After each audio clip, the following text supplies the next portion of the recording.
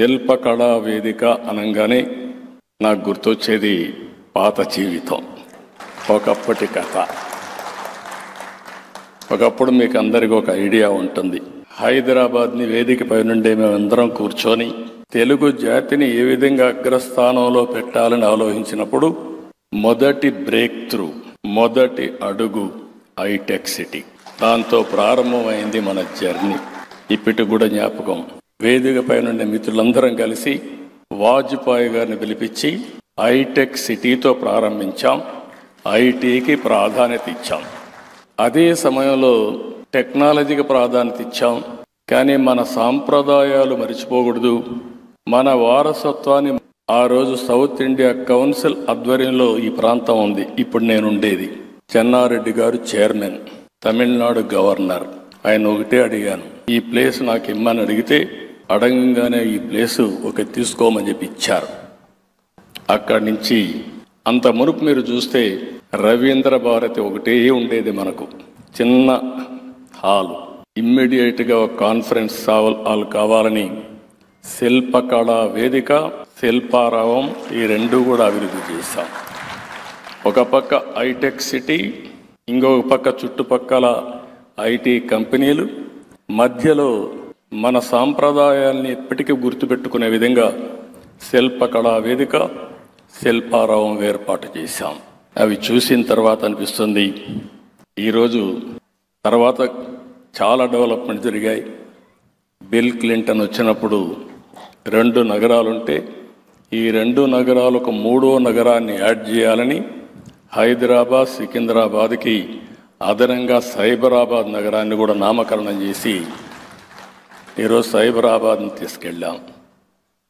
ఈరోజు ఇవన్నీ చూసినప్పుడు ఒక ఆనందం, ఒక తృప్తి. రాజకీయ జీవితాల్లో ఏ వ్యక్తికైనా కావాల్సింది మనం చేసిన పనులు శాశ్వతంగా ప్రజలకు ఫలితాలు ఇచ్చినప్పుడు దానికంటే మించిన ఆనందం ఏది ఉండదని మరొక్కసారి మీ అందరికీ విజ్ఞప్తి చేస్తున్నా. తెలుగు జాతి చరిత్రలో ఒక ప్రత్యేకమైన స్థానం ఉంది. మనం అనేక సందర్భాలు చూసాం. ఒకప్పుడు హైదరాబాద్ స్టేట్, మెడ్రాస్ ప్రెసిడెన్సీలో భాగం ఆంధ్రప్రదేశ్, 2 రాష్ట్రాలు కూడా కలిసి ఆంధ్రప్రదేశ్ రాష్ట్రం. తర్వాత ఈరోజు 2 రాష్ట్రాలు, తెలంగాణ రాష్ట్రం, ఇంకో పక్క ఆంధ్రప్రదేశ్ రాష్ట్రం. నేను ఎక్కడున్నా మిమ్మల్ని అందరినీ మనందరం కూడా చేయాల్సింది, తెలుగు జాతి ఒకటే, ప్రాంతాలు వేరు కావచ్చు. తెలుగు జాతిని ప్రపంచంలో నెంబర్ 1 స్థానానికి పెట్టడమే మనందరి యొక్క ఆలోచన. రాజకీయ పార్టీలు వేరు కావచ్చు, రాజకీయాల్లో కొంతమందికి అవకాశాలు వచ్చినప్పుడు వాళ్ళు పనులు చేయొచ్చు. ఈరోజు మనం గుర్తుపెట్టుకోవాలి, పివిఎన్ నరసింహారావు గారు ఈ గడ్డ మీద పుట్టిన వ్యక్తి. ఆర్థిక సంస్కరించి దేశం యొక్క దిశ మార్చారు.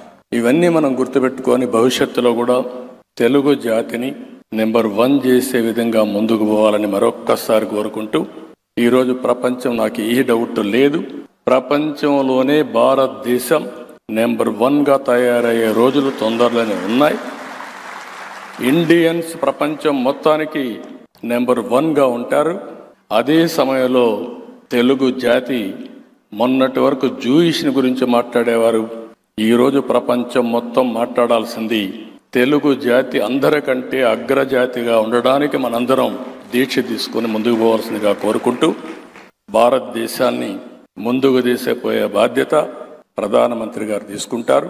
తెలుగు జాతిని ముందుకు తీసేపోయే బాధ్యత ఇక్కడుండే, ఈ రాష్ట్రాల్లో ఉండే తెలుగు జాతి మొత్తం ఒక పద్ధతి ప్రకారం పనిచేయాలని మరొక్కసారి కోరుకుంటూ, దానికి కూడా దత్తాత్రేయ గారు ఒక స్ఫూర్తి, ఒక అజాత శత్రువు.